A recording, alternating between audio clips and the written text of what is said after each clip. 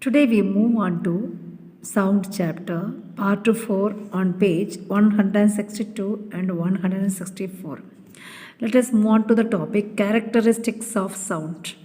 In the previous section we have discussed about characteristics of vibration. What are they? Amplitude, frequency and time period. Today we move on to characteristics of sound. There are three important characteristics of sound, that is loudness, pitch and quality. Loudness depends upon amplitude of the vibration or amplitude of the wave. What is amplitude? The maximum displacement of the wave is called amplitude.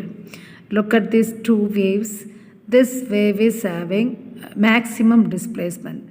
So this wave is produced by some source like lion or human being. If you compare these two waves, the top one having higher amplitude, that means it produces more loudness. Higher amplitude produces more loudness. Smaller amplitude produces soft sounds. Activity 6 is also showing that the loudness depends upon the amplitude. Look at these two examples, the A and B. The scale which is kept on A produces less amplitude because it causes less vibration. Whereas the table B, the scale or ruler which is kept on table V, which shows larger amplitude because it shows larger vibration. The next characteristics properties of sound is pitch. Pitch depends upon frequency. You know that what is frequency? The frequency is number of vibration produced in 1 second by any source of sound. We can clearly differentiate the sound produced by human being, that is boys and girls. Generally or basically girls produce higher frequency, so they produce high pitch sound, whereas men produce low pitch because their frequency is very, very less. So they produce less pitch or low pitch with less frequency because pitch depends upon frequency. More the frequency, high pitch or high shrillness, less the frequency produce low pitch. Reason for producing high pitch for girls is due to thinner vocal cords. The vocal cord is thicker for men and thinner for ladies or women. That is the reason girls produce high pitch sound whereas boys produce low pitch sound because of this thickness of vocal cord. Activity 7 is also show how pitch of the sound can be changed with the thickness. Take a box and tie with 3 types of rubber bands. One is much thinner, the other one is thicker, the third one is thickest one. When you plug this rubber band which is tied on the box, what will happen? First you stretch the rubber band and you loosen it and you leave the rubber band. You can hear the sound.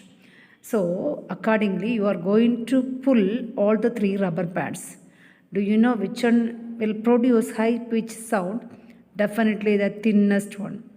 And the thicker one is producing low pitch vibration or low pitch sound, whereas thinner one produce high pitch sound. So from this activity we come to know that a thin string produce high frequency whereas thick string produce low pitch frequency. Also frequency depend upon the length of the vibrating column. For this activity 8 will prove that the pitch of the sound depends upon the length of the vibrating column or vibrating body. Here the materials required are metal ruler and the table. Hold the metal ruler and project it first 20 cm beyond the edge of the table. You look at this diagram the same way. You have to project 20 cm of the scale out of the table. It should be projected out of the table. Now what you are going to do? You are going to vibrate.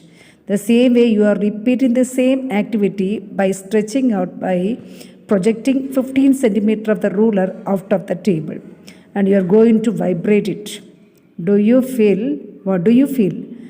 We can feel that the short length vibrating body produces high pitch sound, whereas the lengthy 20 centimeter length of the scale which produces low pitch sound. So from this we can understand the frequency or pitch depend upon the length of the string.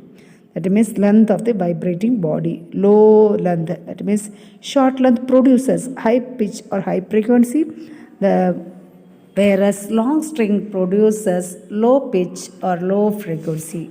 Same manner, the greatness of the tightness of the string produces high pitch. For example, if you tie two rubber bands tightly on the box, you are going to pull it and release the rubber band. One will be with a tight rubber band, the other one is loosened rubber band, which is not tight. So which one will produce high frequency or high pitch? The rubber band which is tight, which is very tight, that will vibrate, that will produce sound with a high pitch or high frequency sound. From this we come to know that greater the tightness of the string, greater the frequency. So finally we can conclude that pitch depend upon frequency. Frequency in turn depend upon three factors. Thinner string produce high frequency, short string produce high frequency, as well as greater the tightness of the string produces high frequency.